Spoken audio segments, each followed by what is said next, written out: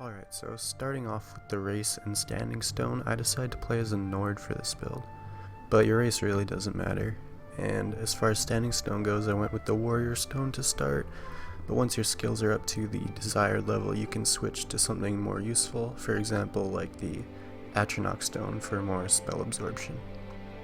Now for skills, I just went with the bare bones to get this build up and running. So keep in mind you can always build off of what I have here in any way you want. This is just a very basic guide to starting a character like this.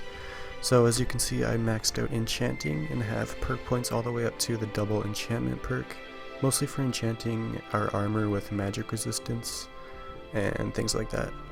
Next we have our heavy armor at 100 as well, with 5 out of 5 juggernaut, and I went a little overboard here because you really only need enough armor rating to get you to the armor cap, and with all the perks I took, we should be well beyond that. And here we have the most important perk for our build, the Fists of Steel perk. So unarmed attacks with heavy armor gauntlets do their armor rating and extra damage. So if you wanted to be most efficient with this build, you would get this perk and also max out smithing in order to get the maximum armor rating on your gauntlets. But like I said, I just did the bare minimum to get this up and running. And then we have cushion for less fall damage, and conditioning, which is a big one because we want to be as agile as possible. Then on the other side here we have a few more perks to help us reach that armor cap, and some extra fun perks I added at the top here, like reflect blows.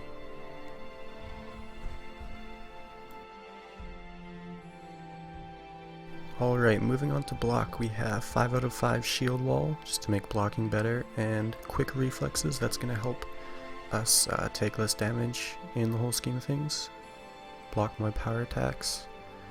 And we have deflect arrows, obviously very useful. Elemental protection, that's going to help us a great deal against dragons. Block runner, this is going to pair nicely with shield charge, which is, in my opinion, the most fun perk in the game. Sprinting with the shield raised knocks down most targets, so you'll see a lot of that with this build. And then on the right side here we have some bashing stuff. This stuff is optional, you don't really need it. I just decided to go for it because why not. But yeah, that's it for block. And I also went for 100 sneak. This is completely optional, but yeah, I just thought it might be fun. Okay, so that's basically all the skills. Like I said, if you wanted to be more efficient, you could go into smithing and then get your gauntlets to a high armor rating, and that would make Fists of Steel more effective, but I just wanted the bare bones of this build. And as you can see, we have 310 health, 250 stamina. I would recommend going a little bit higher into stamina, but otherwise I found this to work pretty good.